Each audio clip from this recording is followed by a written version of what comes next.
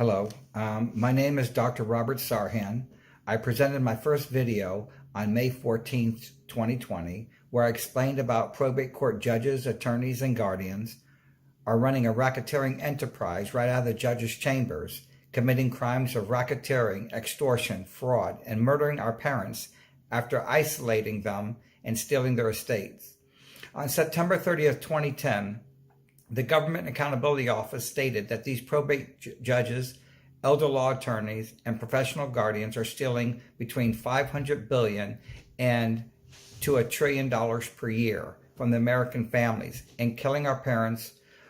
They are killing our parents with a high dose of Seroquel after the estates have been stolen.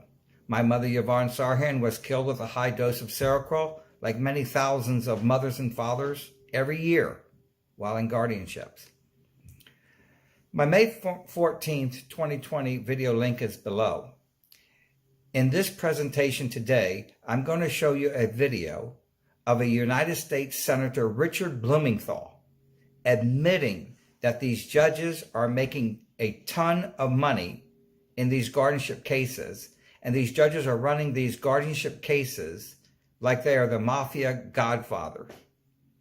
On November 28, 2018, at 2:30 p.m., in the Special Committee on Aging, the link for the entire hearing is below, where Senator Richard Blumenthal stated, and these judges are essentially beyond any oversight, and very often they have their own fiefdoms, literally their own private kingdoms.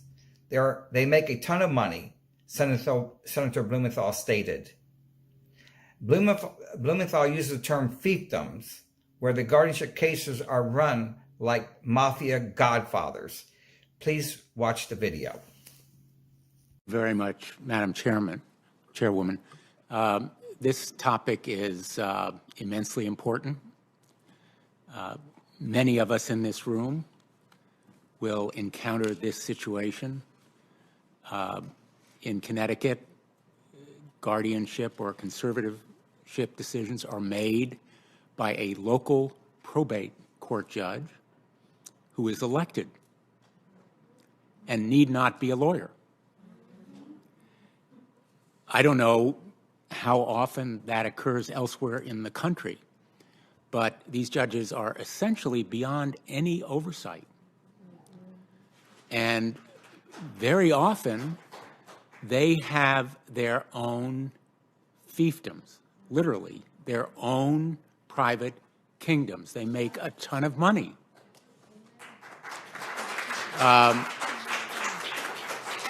So I gather from the applause that many of you are familiar with these situations. Maybe you have been, in a sense, involved in them. I hear from my constituents all the time. We're carrying on this conversation at a very high level of abstraction. But the impact on lives, real-world situations, is enormous. And I say that as a lawyer in Connecticut who has never handled a guardianship or conservatorship case. But I think we need to figure out a way to assure greater accountability in this system. Well, according to Senator Blumenthal, he said that the judges are making tons of money, but I think what he really wanted to say was the judges are stealing tons of money, and they're stealing it through guardian fees, because judges are not paid on a case-by-case basis. Judges get a salary of in Connecticut, about $146,000 a year. These judges are robbing our parents of their life, their liberty, their property, including stripping them of their civil rights, essentially making them have the same rights as a slave, which is no rights. Our parents are denied due process, denied equal protection of law, denied their own attorney. When we fight, adult children fight for the freedom of their parents, we use our money to fight for our parents, and they use our mother and father's money to fight us.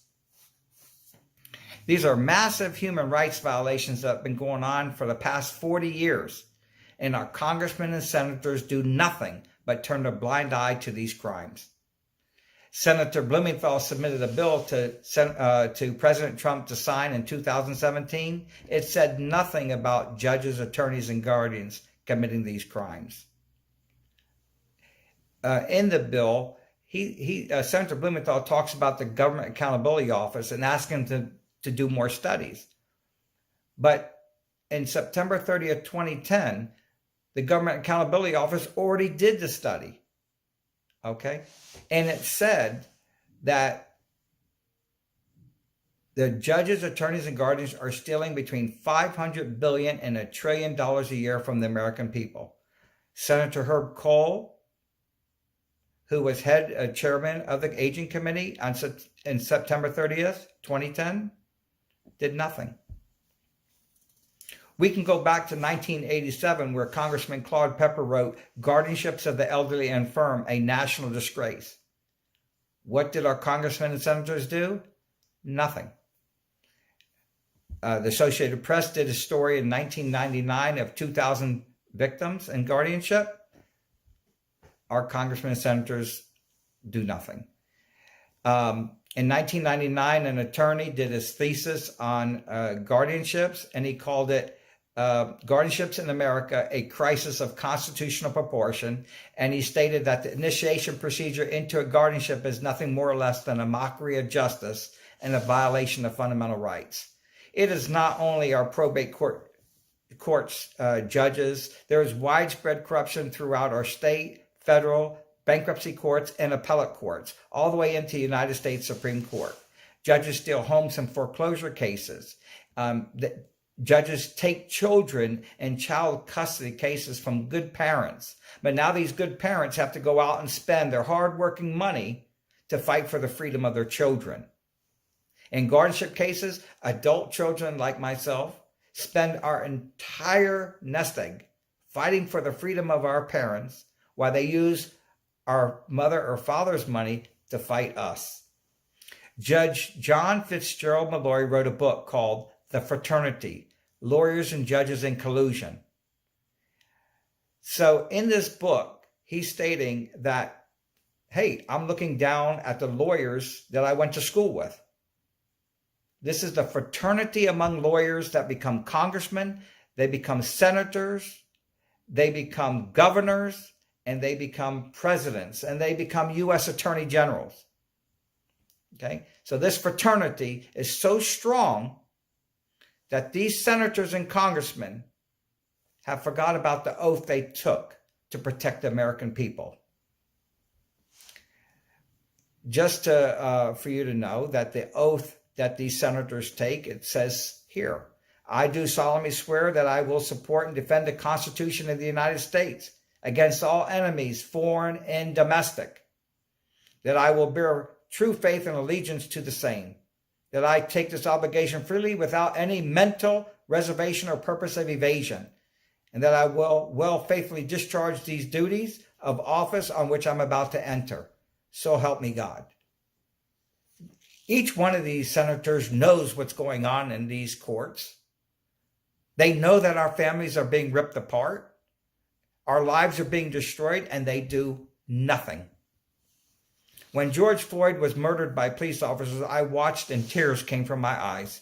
And I kept saying, "Get off him," and could not believe such inhumane treatment.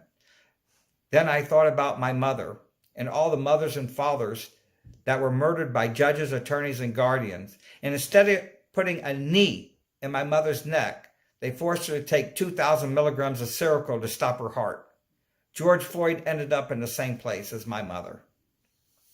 How many times have police officers killed African-American men in this country, and the police officers go free? Injustice after injustice. How many more George Floyds must die before the brutality and hatred stops permanently? How many more mothers and fathers have to die before our money-hungry, heartless congressmen and senators abolishes guardianship laws that are unconstitutional and only benefit the judges, attorneys, and guardians, and do not benefit we the people, the elderly, and the vulnerable? We the people need to stand together. We do have to get out. We don't have to get out and burn buildings downtown or break store windows. But I understand why It is due to frustration.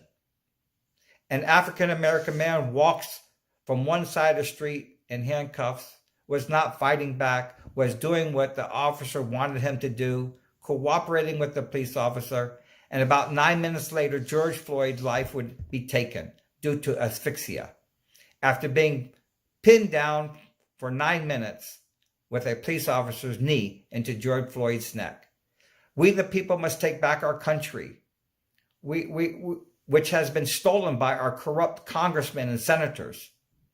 They have made laws to protect the fraternity among lawyers. We must join together as one and file a lawsuit together till we get justice. Please join together. We are stronger in numbers. The laws that we want passed. Abolish guardianship laws. They are unconstitutional. You can't strip people of their civil rights because they grow older, and you make them more vulnerable. No immunity for judges or anyone. No one is above the law. Immunity breeds corruption. We, the people, order the FBI to arrest these judges, attorneys, and guardians for killing our parents and the theft of our estates. This is our country. We pay the FBI, and they don't do their job. We need to stick together to file lawsuits. We will do the work. You give us a synopsis of your case. If the FBI does not go out and arrest these judges, attorneys, and guardians, then we have the right to file a lawsuit against the FBI for not doing their job. We need a special designated office. This office is not going to be run by lawyers. When you have a problem with a judge in a court, whether it's state or federal, you contact this office and we suspend the judge right then and there in that particular case. If he violates your constitutional rights or violates the law or you see corruption, that's it. We shouldn't have to pay $5,000 or $10,000 for an appeal. Okay? And we have the law on our side. So we have to have a special office to protect the people. If a prosecutor lies, they say that there's 1 in 9 people on death row. There's that are innocent. How did that happen? Unless the prosecutor lied, cheated, or did something wrong.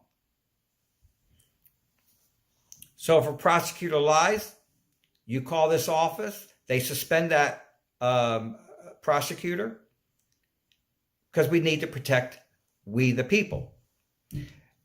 Jail for judges. In Pennsylvania, there was a case called Cash for Kids in Pennsylvania. 2 judges were forcing teens into jails and getting kickbacks. Some of the children committed suicide. However, it took years to get them off the bench and prosecute them because they are so highly protected. They should have been removed immediately.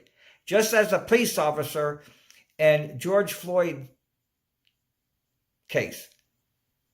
He's been reprimanded 20 times. He shouldn't even have been a police officer. Judges are not above the law. 20 years mandatory prison sentence for violation of constitutional rights, which is treason against our Constitution. When a judge violates your constitutional rights, he does it for a reason, because he's dirty. And this is one of my favorites. There will be no ruling of per curiam at the appellate court level.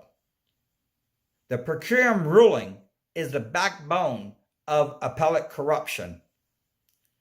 We all have a list of federal and state judges we want fired for crimes of racketeering, extortion, fraud, and murder. And everyone that lost their parents or loved ones wants justice.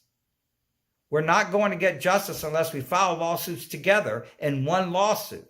We have the strength in numbers. Please join together. No matter what differences we have, we all want the same outcome.